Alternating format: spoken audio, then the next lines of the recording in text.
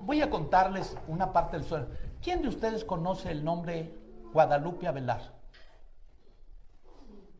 Entonces sí sirve mi visita. Le decían Lupe Avelar. Y Lupe Avelar fue una mujer de la iglesia en tiempo del hermano Aarón. Esta mujer, andando su esposo de viaje, y esto tengo la manera de comprobar, andaba su esposo de viaje y ella se metió con un hombre y salió embarazada. Y al llegar su esposo, se iba a descubrir que estaba embarazada en un tiempo donde su esposo no estaba, porque se fue por largo tiempo. Entonces ella pues estaba preocupada. Y los fundadores de la Iglesia del Buen Pastor le dijeron, mira, di que fue el hermano Aarón. Y así con eso tu esposo te va a perdonar, se va a enojar con él y no se va a enojar contigo. La criatura de esa mujer se llamó Abel Avelar. Y hay acta de nacimiento por acá en otro lado, que no es nada tiene que ver con el hermano Aarón. No está en esa acta de nacimiento el nombre del hermano Aarón, claro, porque el hermano Aarón no era el padre de ese niño, lógicamente. Pero empezaron a usarla, y si te digo el tiempo te asustas, 20 años. 20 años la llevaban de Iglesia del Buen Pastor a Iglesia del Buen Pastor para que ella dijera, miren, el papá de mi niño fue el hermano Aarón, y esto, y para tener ellos a la gente apartada del hermano Aarón. En la iglesia le decían al hermano Aarón, demándela. No, dijo, mañana dirá Dios quién es el santo. Esa era su expresión siempre, mañana dirá Dios quién es el santo. A los 20 años, la Iglesia de México se para Lupe Avelar y llorando le dice, hermano Aarón, perdóneme. Yo he hecho mucho mal, perdóneme. Y el hermano Aarón bajó del ministerio, la tomó y la sentó entre las bancas y volvió a subir el varón de Dios y siguió en su prédica como si nada. Un hombre de perdón, un hombre bueno, un hombre misericordioso. A mí me tocó conocerla y a su madre de ella. Y cuando yo me convertí en la ciudad de Vallejo, en México, en Vallejo, se pararon a dar testimonio. Allí en la iglesia que estaba por Carlos Caballo y por el otro lado salía, por allá por Robles Domínguez. Muy bien. Ahí estaba yo presente cuando ella se paró con su madre a dar testimonio de la mentira, de los años que ella llevó a cabo esa mentira, y luego hasta contó cómo en una ocasión le hicieron que demandara al hermano Aarón, y el hermano Aarón llegó a la corte, pero ella al verlo entrar salió por otra puerta llorando porque no aguantó ver la presencia del apóstol del Señor en su calumnia y mentira que ella había hecho. Si es Abel Avelar, una fichita Abel Avelar. Estuvo en Guadalajara, como te digo, su madre regresó y estuvo encargado de los niños y se casó en la iglesia La Luz del Mundo de la hermosa provincia y dejó a su esposa y se fue y tiene a otra. Y allá inició una iglesia llamada, ¿quién sabe qué? Universal. Allá tiene su iglesia él. ¿Qué me van a mí a contar historietas y cuentos cuando la iglesia siempre vio la vida recta del varón de Dios? Y así como en Nazón, así era Samuel. Y así como era Samuel, también era Eusebio Joaquín. Él también estuvo en la cárcel por esas mismas acusaciones. El 26 de diciembre de 1942, el periódico El Occidental de Guadalajara publicó otra nota donde se dice que Eusebio Joaquín fue acusado de rapto, violación de menores y amenazas de muerte a Guadalupe Avelar Rodríguez y a su madre María Joaquina Rodríguez. La nota dice así: un pastor es acusado ante la justicia. Con engaños ultrajó a una joven y posteriormente la amenazó con asesinarla. Otro caso sintomático de lo que hacen ciertos pastores que, no contentos con engañar a la gente de nuestro pueblo con prácticas de espiritismo y explotarlas desconsideradamente, se dedican a burlar doncellas humildes, diciéndoles que su sacrificio las hace más gratas a Dios Es el caso de Eusebio Joaquín, pastor del Centro Luz y Verdad, conocido entre su feligresía como el hermano Aarón, quien llevándose a su casa a una joven entenada de su mismo padre, de nombre Guadalupe Avelar, desde la edad de 13 años, dizque con el objeto de adoctrinarla en las verdades de la secta por él representada, abusó de ella, con acuerdo de la esposa, la señora Elisa Flores, pues el pastor es casado y con hijos. Guadalupe Avelar nació, según el canal de su nieto, Pablo Joaquín, el 28 de febrero de 1924, y Abel Joaquín Avelar nació el 20 de julio de 1936, es decir, que Guadalupe fue embarazada por Eusebio en 1935, antes de cumplir los 12 años.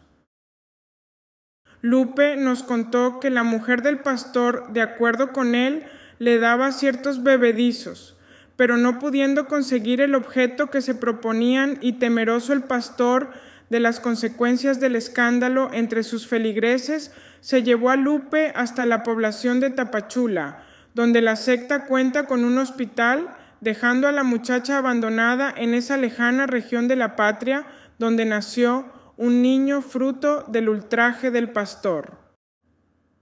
Hace como 6 meses la joven Avelar logró regresar a Guadalajara. El pastor quiso todavía ultrajarla. Ella quería vivir al lado de su madre de nombre María Rodríguez, pero el pastor la amenazó con causarle la muerte donde la encontrara, pues él sabría dar con ella aunque se fuera a cualquier parte, dadas las fuerzas psíquicas que dice tener. Estas amenazas las hizo extensivas a la madre de la joven, pero ambas decidieron poner en conocimiento de la justicia los hechos, y el jueves se presentaron ante el Procurador de Justicia del Estado, acusando formalmente al pastor del Centro Luz y Verdad de rapto, violación y amenazas, levantándose el acta respectiva a la que fue turnada al Juzgado Segundo de lo Penal para que se siga el juicio de rigor. Esta información también se encuentra en el libro Sectas o Iglesias de Elliot Masferrer Kahn. La antropóloga René de la Torre también han publicado acerca de este tema. David de la Luz, en su libro Orígenes de Aarón Joaquín González, publicó: Eusebio fue encarcelado con un expediente criminal de 54 páginas, con acusaciones tan graves como violación de menores y amenazas de asesinato. En marzo de 1943 asumió el cargo de gobernador de Jalisco el general Marcelino García Barragán, al que Eusebio había servido en el ejército. Estando en los separos de la policía, uno de los comandantes reconoció a Eusebio como excompañero del recientemente electo gobernador Marcelino García Barragán. Se ordenó destruir el expediente, liberar a Eusebio, y fue invitado a comer con el gobernador. Literalmente, Eusebio recibió el poder, pero no divino sino terrenal. En ese año de 1943, Eusebio recibió la más oportuna revelación de su Dios. Aarón, la hora es llegada. Levántate y bautízate invocando mi nombre. Eusebio se autobautizó y rebautizó a toda su iglesia el 18 de julio. Este sería el 4º bautismo para Eusebio Joaquín. ¿Cuál sería su objetivo? Borrar su pasado y no depender de nadie, ya que Lino Figueroa, el que lo había bautizado, se había levantado contra él y se había ido a formar la iglesia del Buen Pastor junto con otros 6 pastores. Aprovecho para mencionar los nombres de estos 7 valientes que se enfrentaron a ese personaje. Y que desde ese 14 de agosto del 42 iniciaban un caminar en la idolatría hacia su dirigente y que hasta el día de hoy continúan en esa herejía. 7 ministros de Jesucristo, de los cuales haremos una breve reseña ministerial, ya que ellos formaron el grupo Alianza a Jehová. 1. Siervo de Dios, primer obispo representante del movimiento, José María González Rodríguez.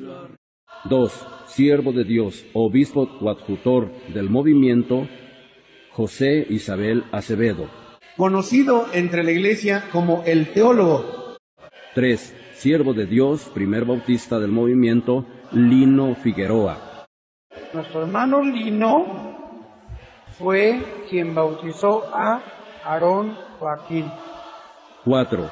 Siervo de Dios, Pastor Domingo Vega. 5. Siervo de Dios, Pastor Vicente Martínez. 6. Siervo de Dios, Marcelino Vargas. 7. Siervo de Dios, Pablo Holguín Ocampo.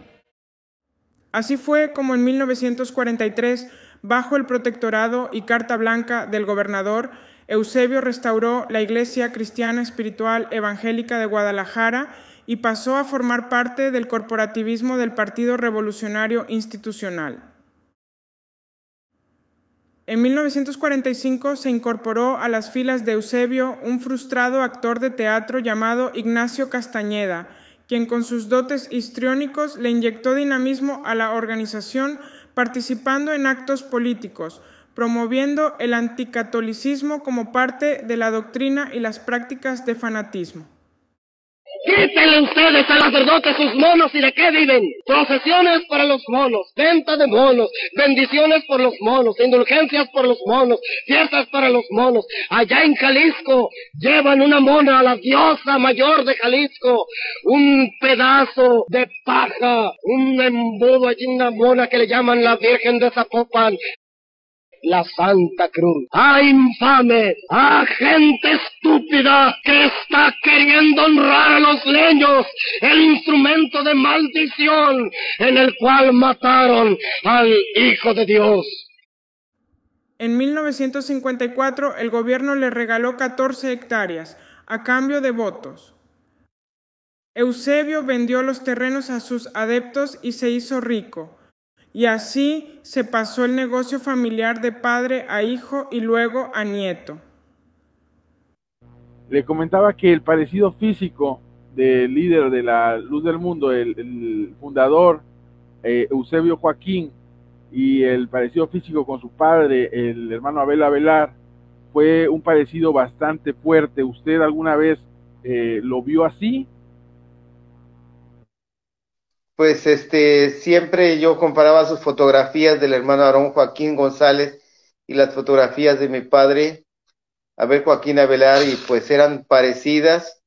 ¿Por qué? Porque son familia, eran familia, era su padre, era su hijo, y pues Dios quiso que él naciera así, Dios naciera, que el hermano Abel Joaquín naciera así, que Dios lo trajera al mundo a través de esta relación. No pidió él no pidió nacer de esta manera, pero fue en la voluntad de Dios,